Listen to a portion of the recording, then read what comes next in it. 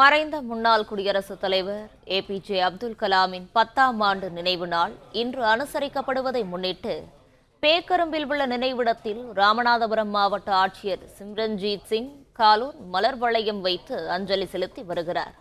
இதுகுறித்தான முழு விவரங்களை வழங்கவிருக்கிறார் செய்தியாளர் பிரபுராவ்.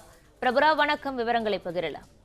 நிச்சயமாக அக்னி ஏவுகணையின் தந்தை, அதே போல் கல்வியாளர், கவிதையாளர் என பல்வேறு பரிமாணங்களை கொண்ட முன்னாள் குடியரசுத் தலைவர் மறைந்த ஏபிஜே அப்துல் கலாம் இறந்து இன்றுடன் 10 ஆண்டுகள் நிறைவடைவதை அடுத்து அவரது நினைவகம் ராமேஸ்வரம் அடுத்த பேக்கரும்பில் அமைந்துள்ள தேசிய நினைவகத்தில் இன்று அவரது 10வது ஆண்டு நினைவை ஒட்டி மாவட்ட ஆட்சியர் சிம்ரன்ஜீத் சிங் காலோன் மற்றும் இஸ்ரோவின் தலைவர் நாராயணன் ஆகியோர் அடுத்தடுத்து மலர் வளையம் வைத்து மலர் தூவி மரியாதை செலுத்தினார். முன்னதாக கலாமின் குடும்பத்தினர் இன்று காலை அவரது நினைவிடத்தில் சிறப்பு பிரார்த்தனை செய்து அஞ்சலி செலுத்தினர். அதனைத் தொடர்ந்து தற்போது பள்ளி மாணவர்கள் மட்டுமல்லாமல் தன்னார்வலர்கள், அதே போல் வெளி மாநிலங்கள் மற்றும் வெளி மாவட்டங்களில் இருந்து வந்திருக்கக்கூடிய கலாமின் நினைவை போற்றக்கூடியவர்கள் தற்போது கலாம் நினைவகத்தில் அஞ்சலி செலுத்தி வருகின்றனர்.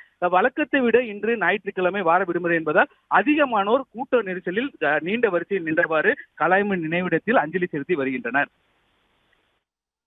விவரங்களுக்கு நன்றி பிரபுரா. பிளே ஸ்டோர் மற்றும் ஆப் ஸ்டோரில் இருந்து பாலிமர் செயலியை QR கோடு மூலம் பதிவிறக்கம் செய்யுங்கள். செய்திகளை உடனுக்குடன் பெறுங்கள்.